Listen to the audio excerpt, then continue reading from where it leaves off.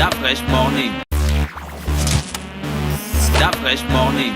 Yael, bonjour. Bonjour Dafresh. Comment tu vas ce matin? Ça va très bien, merci. Et toi? Bien à la forme? Oui. Alors, quoi de neuf à l'Institut français? Alors cette semaine, c'est la dernière semaine avant les vacances. On ferme le 22 au public et on réouvre le 2 janvier.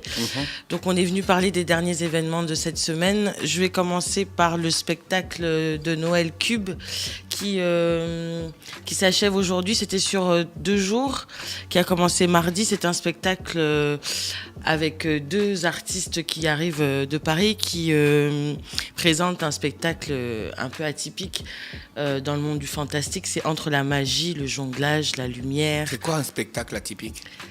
Il s'appelle Super Show, la compagnie. Atypique, je veux dire, c'est un mélange de magie.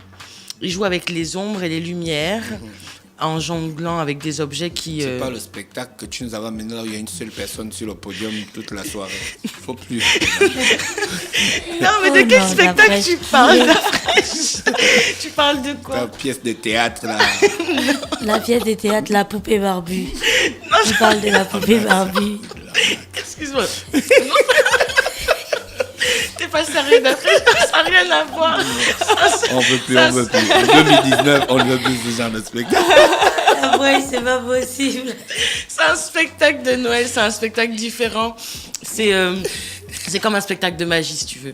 D'accord. Voilà, avec des objets, des C'est lumières. comme un spectacle de magie, c'est pas un spectacle de magie, c'est juste comme. C'est comme un spectacle de magie. Ce ne sont pas des magiciens avérés. Mais Genre Harry Potter, non. Non, pas du tout.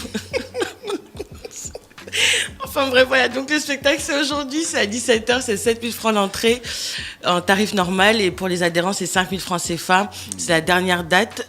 On a eu 3 gagnants de concours, donc je les invite. Ils ont été tagués sur Facebook. Je les invite à venir récupérer leur... C'est quoi le concours? Il y avait un concours pour le spectacle de Noël sur notre page Facebook. Il n'y a pas les noms des gagnants? Non, je ne divulgue pas les noms. Ah d'accord, ok. Non, ils savent, elles savent. En tout cas, ces dames savent. Donc voilà, ça c'est pour le spectacle d'aujourd'hui. Et je donne la parole à Sylvie qui va nous parler du spectacle de Donc il demain. n'y a pas le Il n'y a film? pas le film. Si, il y a des films, mais on finit avec les spectacles après. Non? Madame, c'est Lobomin? J'ai Oui, c'est ça. pas écorché votre nom? Pas du tout. Pas du tout, ok. Alors vous êtes ethnomusicologue, oui, on vous a déjà reçu ici, maître de conférence au Muséum national d'histoire naturelle. Quel est l'objet de votre représence ici, là? Alors, je suis ici pour annoncer le concert de musique traditionnelle qui va avoir lieu vendredi à l'Institut français à 20h et qui est gratuit. Je le reprécise, il est gratuit. Donc, venez nombreux. Et ce sont des musiques traditionnelles des populations de Komi et Chira qui vont être présentées. Une commis qui vient de la lagune du Fernand-Vaz, que je suis allée chercher la semaine dernière.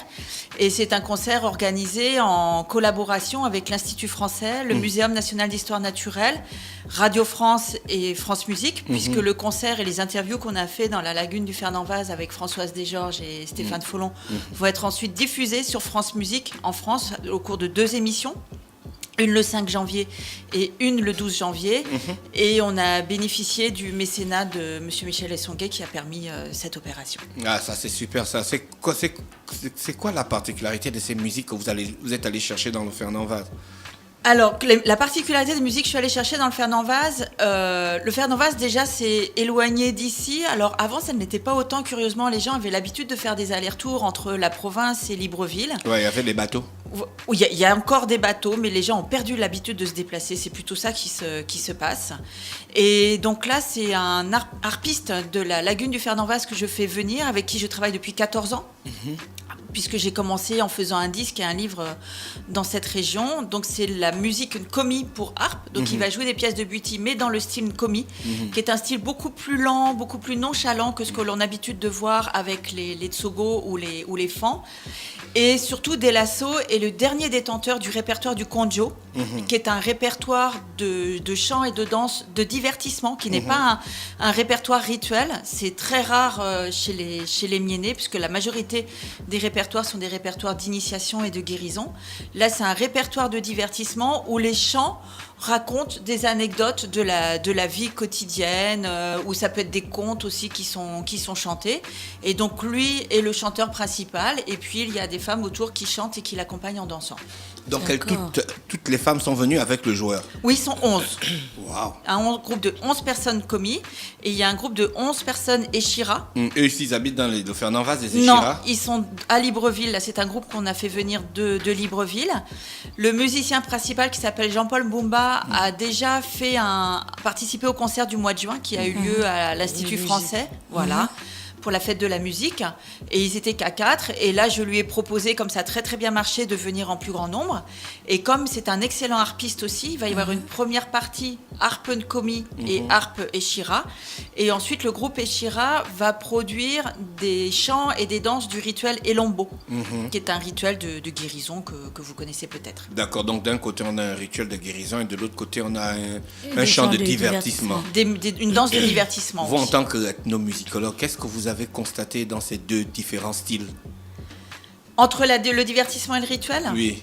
c'est que c'est complètement différent, puisque dans le divertissement, comme le nom l'indique, on ne fait que se divertir, alors que dès qu'on est dans le rituel, on est dans quelque chose qui est beaucoup plus formalisé, où on va avoir un début, un milieu, une fin, ou dans bien des cas, comme dans les lombos, on va convoquer les esprits.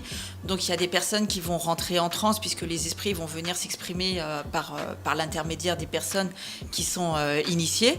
Donc je ne sais pas si vendredi, il y a des personnes qui vont rentrer en transe ou C'est la pas. question que j'allais vous poser, quoi. Je n'en sais rien. On va retrouver des frangins sans... ça peut, voilà, c'est un peu ça. Ça peut très bien arriver aussi bien sur scène que dans la salle. Est-ce que le harpiste Nkomi va jouer au même moment que le harpiste Échira? Ils vont faire un featuring de harpe? Non, Non. on ne peut pas faire le feat, le divertissement avec la guérison aussi, ça c'est... Non, on Non, peut non, pas. la harpe, ils vont. Tu t'imagines en train non, d'entrer en transe no stress? C'est sérieuse. Non, ils ne peuvent pas, tout simplement parce que les harpes ne sont pas accordées de la même façon. Ah d'accord, il y a un accord spécifique, Spécifique, que l'on soit hein. dans le divertissement ou que l'on soit dans le rituel. Alors attention, la harpe ils vont jouer seuls. Le répertoire du conjo n'est pas accompagné de la harpe, et le répertoire des lombos peut être accompagné de la harpe, mais pas dans ce cas-là. Là, il va y avoir une première partie soliste où le harpiste Nkomi va jouer seul en s'accompagnant en chantant. Idem pour le musicien Échira, et ensuite il va y avoir de la musique collective. D'accord. D'accord, c'est complètement différent. Et ils ne peuvent pas jouer ensemble parce que de toute façon, ils ne vont pas forcément jouer les mêmes pièces. Oui. Ils ne connaissent pas forcément le même répertoire. Mais ils Et utilisent le même instrument, ils utilisent le même instrument, à des mais accords différents. voilà, et chacun le leur. Là, celui que j'ai amené, que j'ai avec moi, là, c'est la harpe des On peut du musicien voir, Nkomi. on peut voir. Oui, bien sûr. À ce moment, elle se lève pour aller chercher la harpe. Alors, je ne joue pas, hein. Ne me demandez pas l'impossible. Donc voilà, là, c'est la harpe. Vous ne jouez pas, mais vous avez étudié cet instrument. Oui, beaucoup. Vous Oui, avez oui. vu combien d'ethnies utiliser cet instrument? Ici, au Gabon, Oui. je dirais... on va dire quoi, pour être honnête, une bonne vingtaine. Et cet instrument s'est répandu à cause du buiti ou bien il existait déjà avant le buiti? Excellente question. Excellente question. Parce que justement, tout à l'heure, on a eu une discussion dans la salle d'attente où chacun y va de sa petite histoire. En fait, moi, j'ai un programme de recherche sur l'évolution de la harpe en Afrique centrale.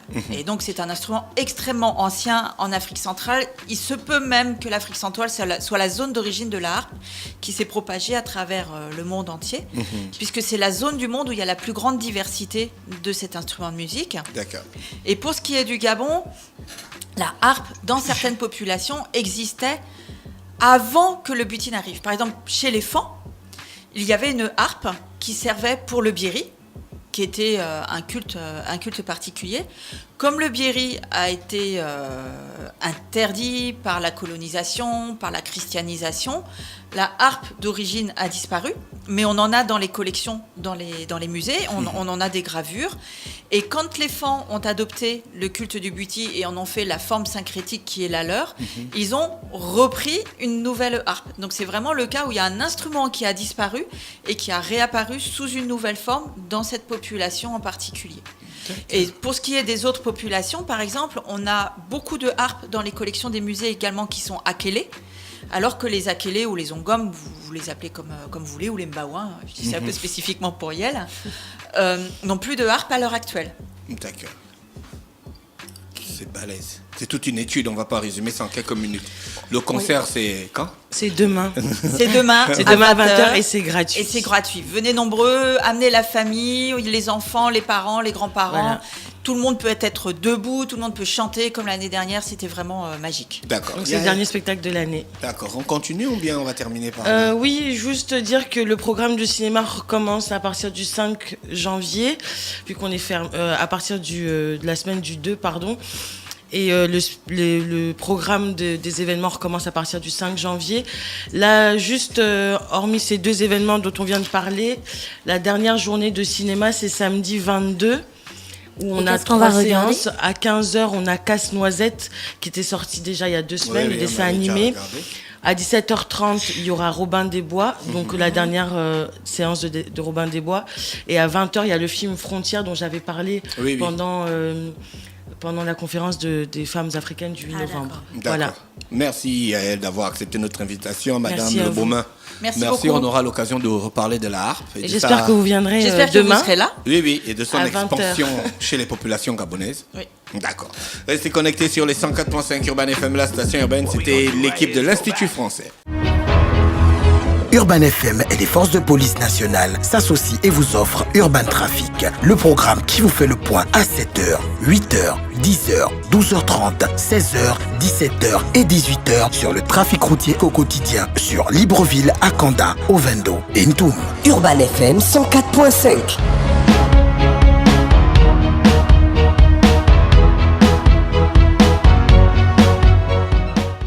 Urban FM 104.5, la station urbaine. Vous écoutez Urban FM 104.5, la station urbaine. Urban FM, première radio chez les jeunes.